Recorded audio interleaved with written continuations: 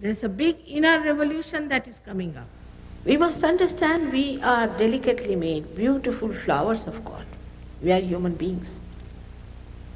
And the time has come for us to become now the fruits. This is the blossom time. I think next century we'll have beautiful people all around us, no troubles of wars, very peaceful. We'll be all sitting in the kingdom of God.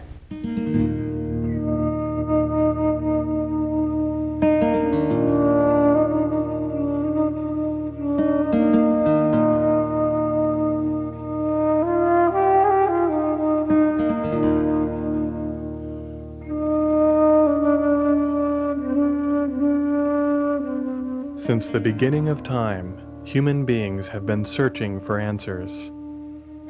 Who am I? Why am I here? What is the purpose of existence? Many great incarnations and prophets have tried to shed light on the human dilemma and urge us towards spiritual awakening. Like different flowers on one tree of life, they spoke the same truths, but were bathed in different fragrances. Buddha saw enlightenment as the answer to our suffering, a 1,000-petal lotus emanating from the crown of the head. Muhammad also spoke of the Ruh, a cool breeze flowing out of the top of the head and the hands. At the time of resurrection, your hands will speak, he explained. And Krishna, in his playful mirth, depicted the need for yoga, or union with the divine. He spoke of the collective nature of man and the need for each of us to dissolve into the ocean of bliss. Christ also explained that salvation would come only through second birth. Forgiveness and compassion would clear the path towards this awakening, which would be felt as tongues of cool flames crowning the head in a divine halo. Heralding the new age of enlightenment, he promised us a comforter, the Holy Spirit, an incarnation who would lead us from darkness to the dawning of a new era. The age of the Mother has arrived.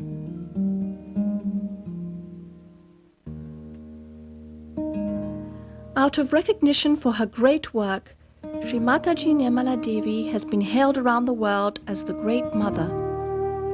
Since 1970, her mastery over the primordial energy known as Kundalini has drawn seekers to her public programs by the thousands.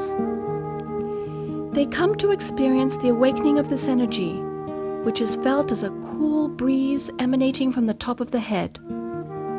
As our spiritual mother, this force brings about a profound state of inner peace as we're spiritually reborn. Through this connection to the divine, we go beyond the mind and into the state of thoughtless awareness, which heals and soothes our inner psyche. Lao Tzu described the Kundalini in a most beautiful way.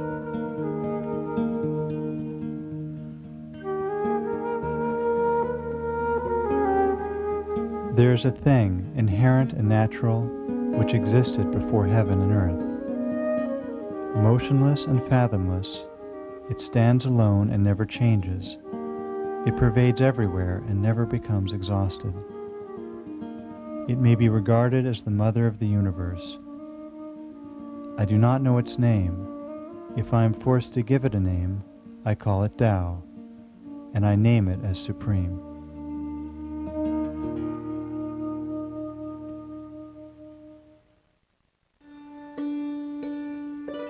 Sri Mataji was born to a Christian family at Chhindwara, a town at the very center of India. She arrived at midday on the 21st of March, 1923, on the spring equinox at a time when the planets were aligned in a most extraordinary way. Heralding this auspicious event was her mother's dream to see a tiger. In the jungle, the wild animal appeared before her in all its splendor. She was overcome with joy and knew at that moment that there was something very special about her child. Born with the knowledge that she had a divine gift, Sri Mataji felt the need to share her understanding of God with humanity from her very childhood. Her parents knew why she was on the earth, and her father, who was a very learned man, helped her to understand about human beings.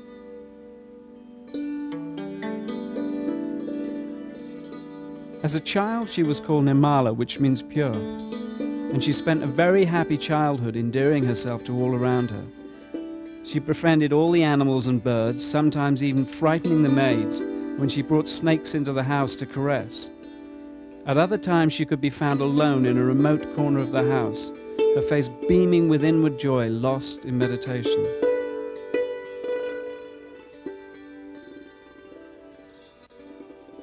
Even at an early age, she was searching for a way to share this joy with those around her. She loved everything that was genuine and natural, walking each day to school in her bare feet in order to feel the earth. Her father laughingly told a new driver, "It is easy to recognize my daughter. She is the girl who carries her shoes in her hands." During vacations and holidays, Nirmala accompanied her family to Gandhi's ashram. He enjoyed her immensely, affectionately calling her Nepali because of her beautiful features. Sri Mataji later explained her relationship with the Mahatma. Now Gandhiji was very strict. The way he used to make everyone get up at 4 in the morning, have your bath, come for puja. But his quality was that what he said, he practiced. There was no hypocrisy about it. Also, he used to get into a temper with people who would misbehave, and I used to put some cool water on him. Because I was a little girl, he would really understand it. And he used to say, "How is it that you keep so peaceful about such things?" And I said, "That's the solution. Reaction is not the way you can really work it out. Forgiving itself solves the problem."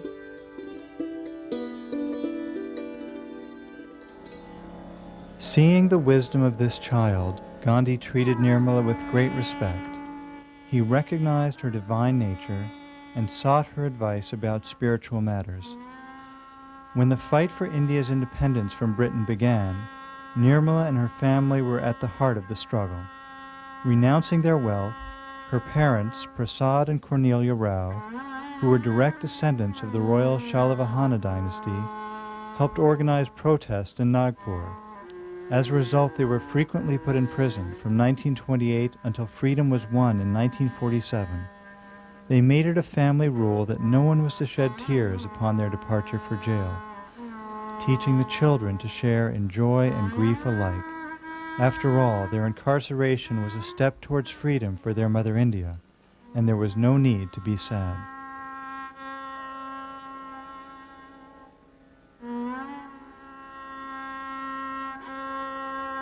Growing up in the independence movement, Sri Mataji took an active role as a youth leader, spearheading the student struggle in Lahore while attending medical school. To this day, she is an outspoken advocate for political freedom, declaring that people cannot grow spiritually until they are free politically. I had such a good childhood with my parents. They taught us how to be sacrificing. My father was in jail for years. My mother went to jail 5 times. And from huge big houses, we were living in huts. But we used to enjoy everything. The feeling that whatever our parents are doing is for our country's freedom was so elevating, that we never even thought of little comforts that children ask for. We could sleep anywhere, eat anything, live anywhere, and that has given me the lesson that if you have complete purity about your dedication and purity about what you have to do, you can achieve. And as Gandhiji had said, we have to have first freedom. I saw the Union Jack coming down, and I saw the tricolor going up. That was the moment. It's beyond me. Even now, I remember those days. Following the success of the freedom movement, her father played a key role in helping to write the new constitution and to set a new government into motion. Now that Mother India was beginning to stand on her own, Sri Mataji felt free to marry. In 1947, she married Mr. C.P. Srivastava, a prominent member of the Indian Civil Service.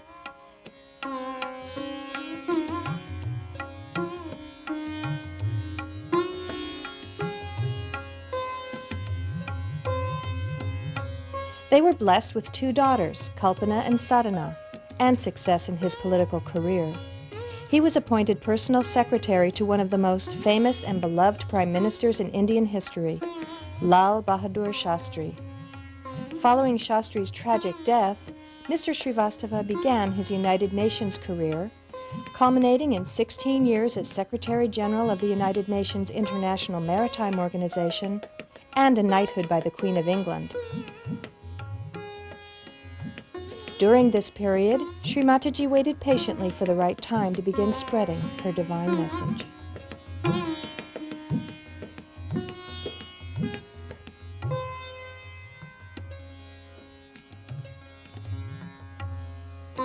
After raising her children to adulthood and seeing them happily married, Sri Mataji had fulfilled her responsibilities as a mother and a householder, and was prepared to embark upon her true life's work, the emancipation of humanity. Having been invited to the ashram of a prominent local guru in 1970, she was shocked to see him looting people in the name of spirituality. Suddenly aware that the seekers everywhere were in danger from this future trend, Sri Mataji searched deep within herself for a solution. She spent the entire night on the seashore contemplating. And in the early hours of the morning, disgust with the falsehood she had witnessed and compassion for her children everywhere forced her to act. She meditated upon the Sahasrara, the energy center on the crown of the head, and prayed that all the seekers of truth would eventually receive their enlightenment and bring about the dawning of collective consciousness in humanity. She describes this historic event.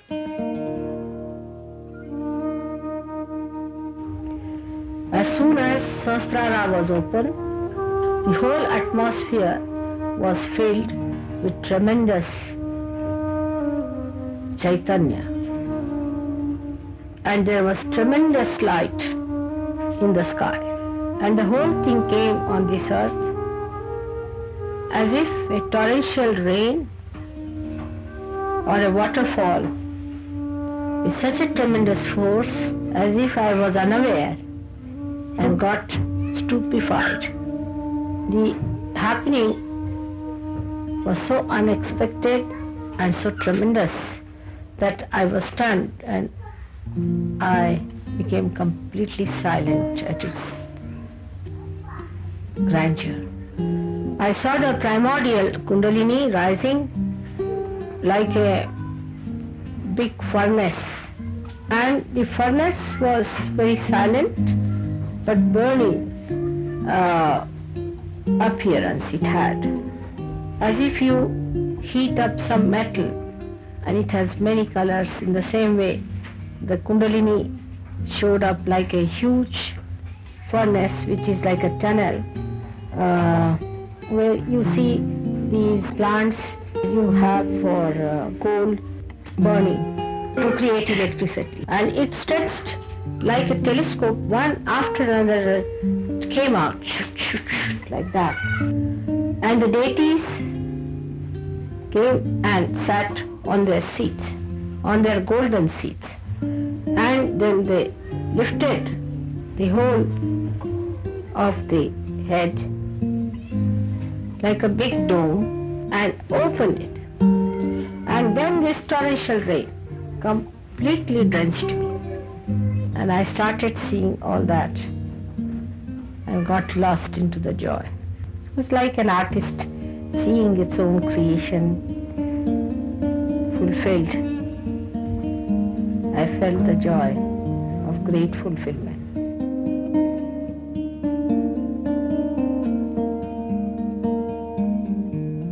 After emerging from this beautiful experience, Sri Mataji looked around and saw the blindness of human beings, and she became absolutely silent. She desired that everyone should attain their self-realization in order that their eyes could be opened. Her vision for humanity had come into focus and was beginning to unfold.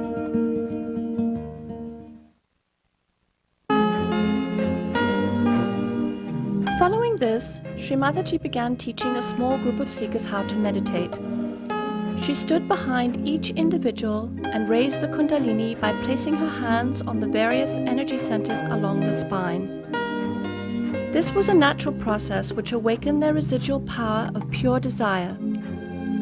She awakened this power called Kundalini, which lay dormant in the sacrum bone at the base of the spine, coiled in 3.5 coils.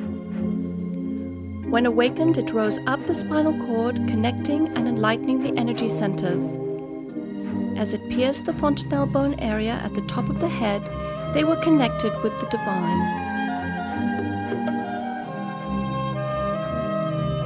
Although she was working with only a handful of people, she was searching for a universal method which would allow her to give this experience to large groups of people.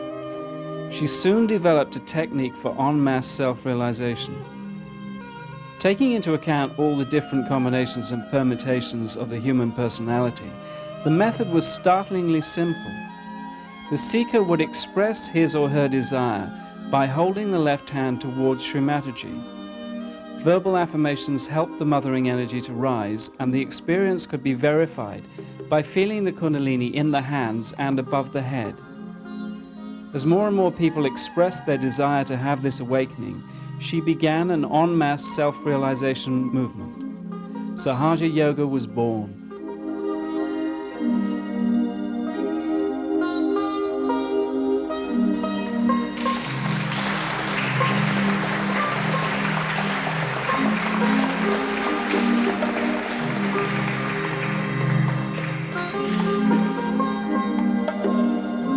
Yoga, or union, had become effortless. No more standing on your head, no need for expensive mantras. Now it was easier to get your enlightenment in the heart of London than it was in the Himalayas. Visits to the psychiatrist's couch were no longer necessary. Sri Mataji was not concerned with the quantity of people, but with the quality of the seekers. She never took any money for giving or developing self-realization, and started Sahajya Yoga with her own resources. To this day, she insists that you cannot pay for your spiritual ascent.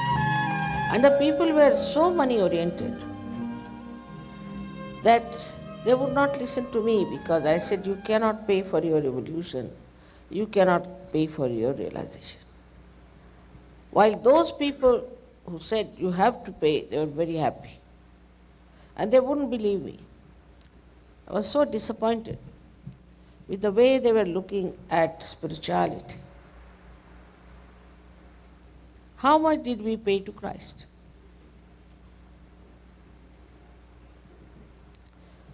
How much did we pay to Mother Earth for these flowers? That money orientation was so great that one of the reasons for our plight is that we supported all kinds of wrong, false people.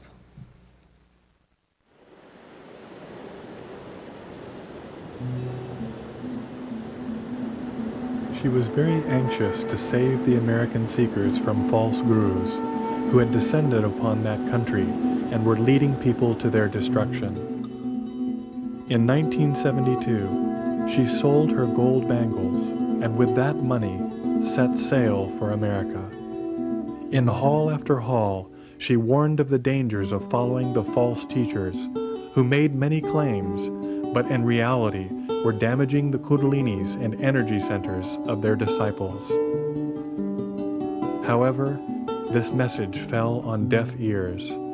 The seekers of America were too naive and enthralled to listen. She was in great anguish at the plight of America, and on board the ship to India, her heart was pining to save her children. She addressed them in this poem. To my flower children, you are angry with life, like small children whose mother is lost in darkness. You sulk, expressing despair at the fruitless end of your journey. You wear ugliness to discover beauty. You name everything false in the name of truth. You drain out emotions to fill the cup of love. My sweet children, my darling, how can you get peace by waging war with yourself, with your being, with joy itself? Enough are your efforts of renunciation, the artificial mask of consolation. Now rest in the petals of the lotus flower, in the lap of your gracious mother. I will adorn your life with beautiful blossoms and fill your moments with joyful fragrance. I will anoint your head with divine love, for I cannot bear your torture anymore. Let me engulf you in the ocean of joy, so you lose your being in the greater one, who is smiling in your calyx of self, secretly hidden to tease you all the while. Be aware, and you will find him, vibrating your every fiber with blissful joy, covering the whole universe with light.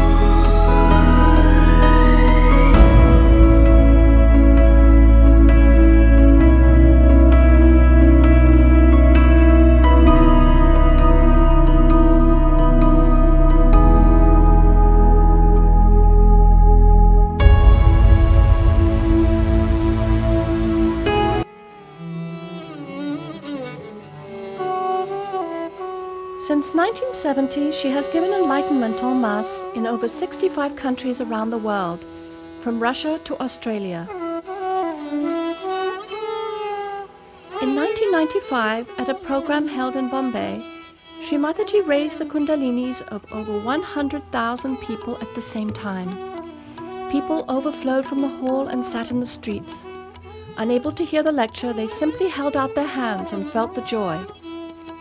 Programs of similar magnitude have become common throughout Russia and Eastern Europe. Sri Mataji's name has become a household word for many Russian families, and programs must be held in football stadiums to accommodate all those who ardently desire their spiritual fulfillment. They recognize that she is the great mother who has come to comfort them.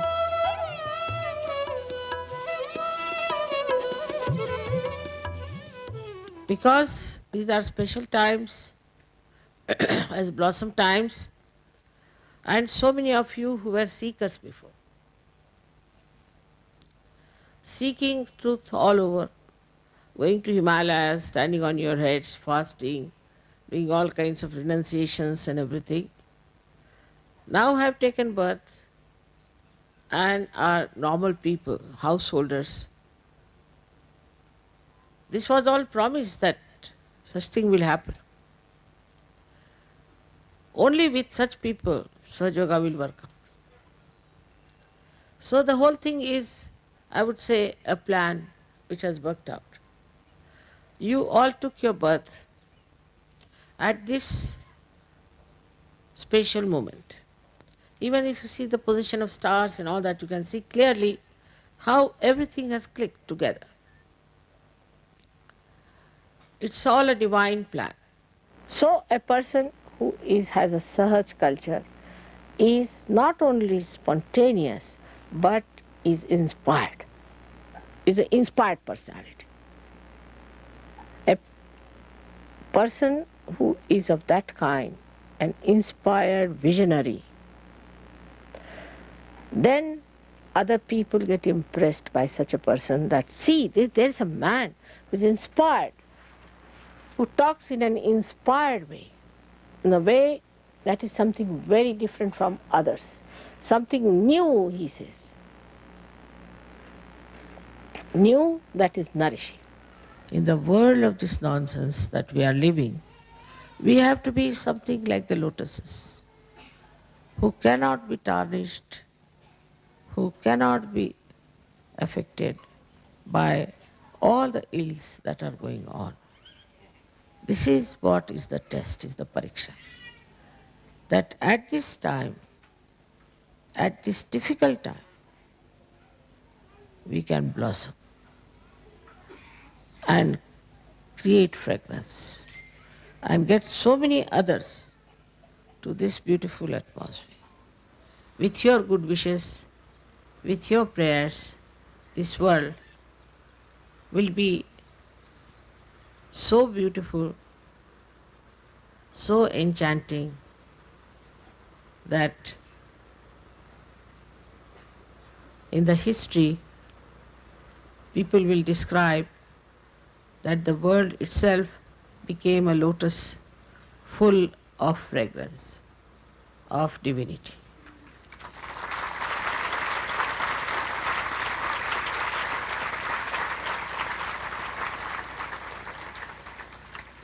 You are the petals.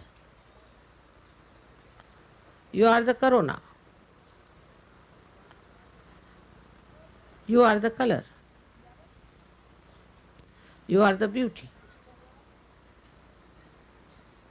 You are the pollen of that beautiful lotus, which is my vision of this world.